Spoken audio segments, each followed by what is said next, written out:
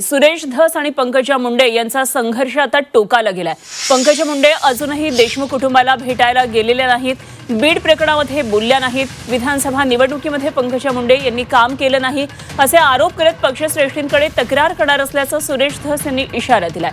तर आरोप चुकीचे आहेत आणि याबाबत मुख्यमंत्र्यांशी चर्चा केली असून अशांना समज द्यावी अशी मागणी पंकजा मुंडे यांनी केली असल्याचं म्हटलंय।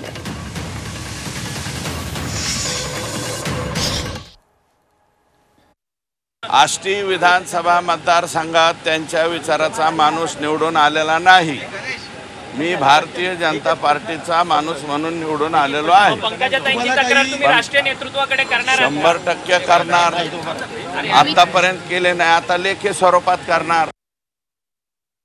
उत्तर मला द्यायचं नाही कारण आरोपच चुकीचा आहे।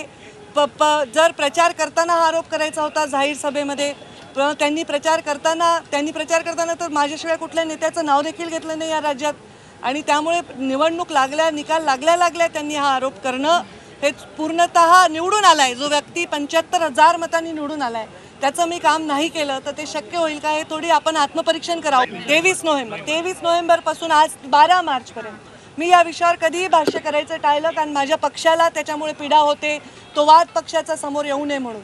आणि पक्षश्रेष्ठींना मी विनंती केलेली आहे की त्यांनी समज द्यावी, हे खरं आहे आणि या विषय माझ्यापुरता इतकाच।